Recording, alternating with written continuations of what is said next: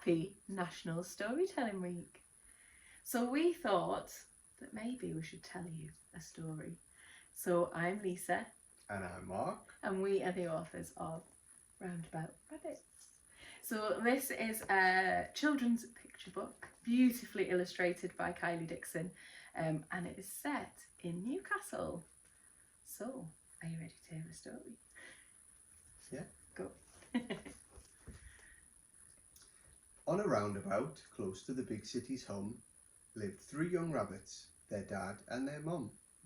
Rex was the eldest, a sensible kid, then twins, feisty Ruby and shy little Sid. Their world was as big as the traffic allowed, and they stayed in their circle, apart from the crowd. But once every day, something odd caught their eye, when the sun shone bright as it crossed the sky.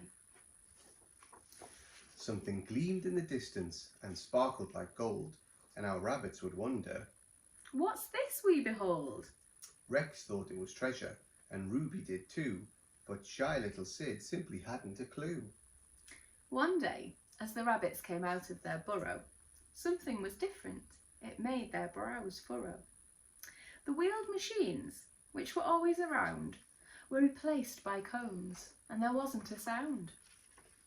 Ruby knew in an instant that this was their chance. She excitedly shouted and started to dance. She told her 2 brothers, "Now we can go and see for ourselves what could make such a glow." Rex said they should wait as he wanted to think, while Sid hid behind him and started to shrink. But before Rex could think of a reason to stay, with a flash of her tail, Ruby bounded away. Rex shouted to Ruby and asked her to wait. Then he turned to poor Sid, who was in quite a state. Don't be scared, little brother, just stay close to me. We'll find out what's shining, we'll finally see. Stamping her foot as she stood by a cone, Ruby called, "Hurry up, or I'll go on my own." Rex and Sid followed on through the now empty street. The tarmac felt hard neath their scampering feet. They hadn't gone far when they started to hear a scuttle, a scurry, and Sid froze in fear. He whispered, "What's that?" and he looked left and right. Rex grabbed him and Ruby and pulled them in tight. Ahead, round a corner, a rat darted out, climbed onto a wall and looked all about. Another appeared and sniffed at the air and said to the first one, "There's rabbits up there. I've never seen rabbits round this way, have you? It's definitely something to tell our whole crew." "They have a whole crew," Sid whispered to Rex. "This sounds like deep trouble right up to our necks." It gave our 3 rabbits a terrible fright. Rex pushed them ahead and they ran out of sight. They raced on, and when they could see that the rats hadn't followed, they stopped by a tree. Sid lay there panting, with sweat on his brow. Rex reassured him. "We've lost them for now." But what next? What happened next truly burst Rex's bubble. The rats would not be the end of their trouble. To go on, they had a decision to make. 3 paths lay ahead, but which should they take? There was no way to tell which way they would lead, so a plan, something clever, was what they would need. Ruby suggested, "Let's take one path each," Sid yelled, "No, no, no!" and he let out a screech. Rex said, "It's fine, if there's trouble we'll hear. We'll make sure to stamp our big feet loud and clear." So they all picked a path and they set off with haste. And Ruby hissed, "Hurry, there's no time to waste." They each stamped their feet just to check they could hear. And Sid tried to swallow his doubts and his fear. Ruby was quick to the foot of her stairs and turned round to see Rex and Sid were on theirs. She shouted back up, "We're so silly, we 3. "Their paths all led to the same place, you see." Rex was incredibly proud of his brother. He whispered, "Well done." as they hugged one another. They hopped further on, each one feeling the breeze, and past a huge rock surrounded by trees. Beside the tall statue, they looked down the road. They could all clearly see the thing that had glowed, a big bumpy building all shining with glass.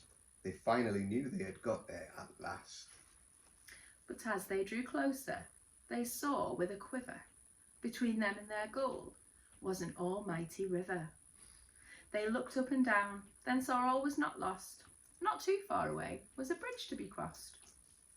Approaching the bridge, a voice called and they froze. Ahoy there, young rabbits, you're lost, I suppose.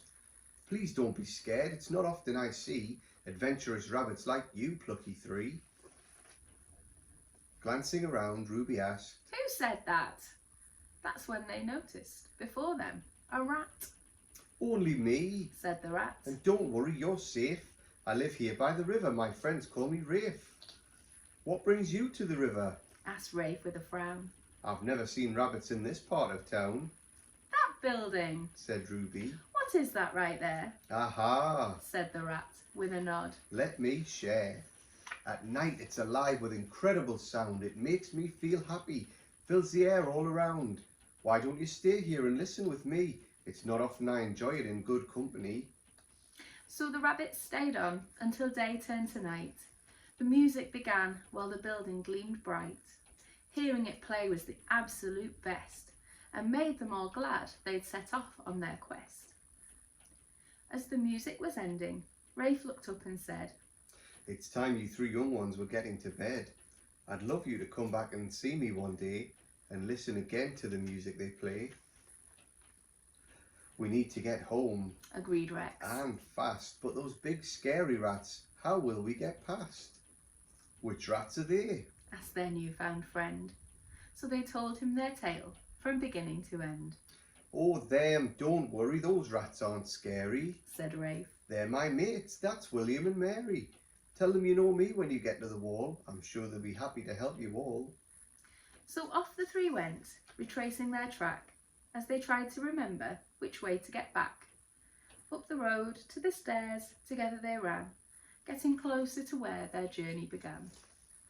Up to the wall, yes, they've been here before, and the scurrying sounds of the rats came once more, They're back! said Mary, and William agreed. Where did you run to, you three, at such speed? We didn't get time to invite you for tea. We've never seen rabbits round this way, you see. We met your friend Rafe when we got to the river, but we need to get home now, Sid said with a shiver. Of course. Mary said. Don't be out when it freezes. Hurry home right away, or you'll all get the sneezes. Goodbye, Cried the three, more rats now befriended, and hopped on towards where their long journey ended. Although it was great to be out and about, they were glad to be back on their safe roundabout. With a few more hops, they were back down their hole, incredibly pleased that they'd all reached their goal. Where did you get to? Asked Mum and then Dad. Ruby cried. Oh, what adventures we've had! We'll tell you, but you won't believe where we've been. And they told of the things that they'd heard and had seen. Yes, yes, Mum said. of course you did. But now listen, Ruby, and you, Rex and Sid. It's time for you all to rest in your beds. And Dad kissed the bunnies on each of their heads. The end. And we hope you enjoyed our story. See you soon.